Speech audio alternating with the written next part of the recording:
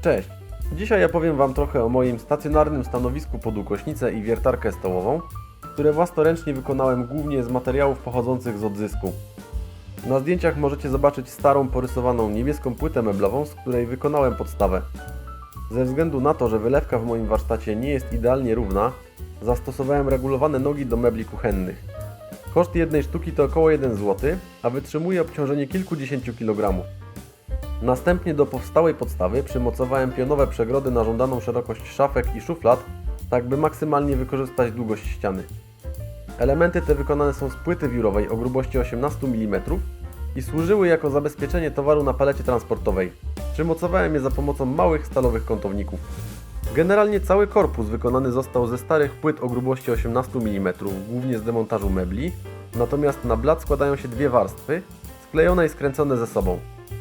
Korpusy szuflad również wykonane zostały z resztek płyt meblowych oraz sklejki tzw. jednorazowych palet transportowych. Podczas montażu prowadnic kulkowych wspomagałem się laserem samopoziomującym, który znacznie ułatwił mi pracę. Nowe prowadnice kulkowe z pełnym wysuwem kupiłem w sklepie internetowym w cenie 12 zł za komplet, a zawiasy meblowe z cichym domykiem w cenie 4,50 zł za sztukę. Miejsce pod ukośnicę wzmocniłem drewnianymi kantówkami, ponieważ sama płyta mogłaby się uginać pod obciążeniem. Fronty w całości wykonałem z płyty OSB o grubości 18 mm. Kilka elementów znalazłem u siebie w warsztacie, jednak finalnie i tak musiałem kupić jedną całą płytę w cenie 85 zł. Wracając do tematu blatu roboczego, przed przyklejeniem trzeciej finalnej warstwy ze sklejki liściastej, dzięki regulowanym nóżkom, całą konstrukcję precyzyjnie wypoziomowałem.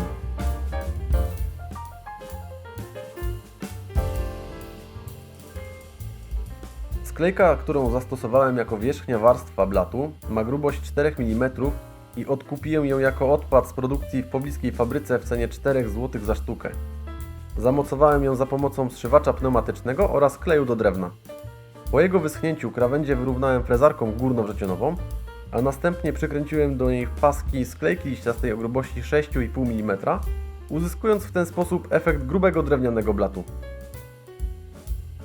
Kolejnym krokiem było wycięcie otworu pod stopę wiertarki stołowej.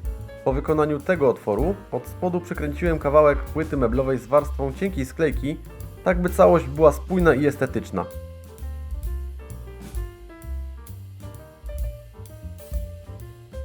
Uchwyty meblowe wyciąłem z kantówek drewnianych i polakierowałem na czarno.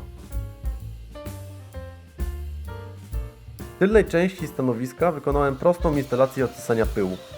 Do tego celu wykorzystałem stary długi wąż z odkurzacza oraz złącze PVC.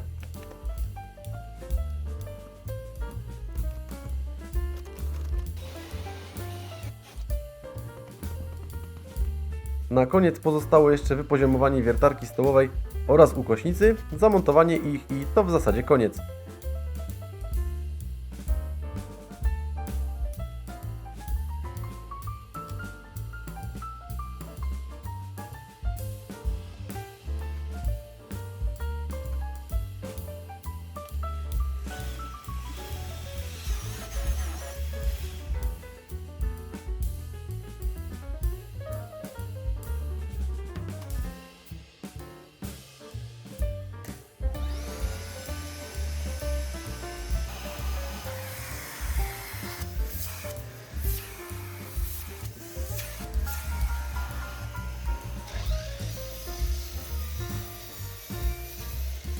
Być może moja koncepcja będzie dla kogoś inspiracją.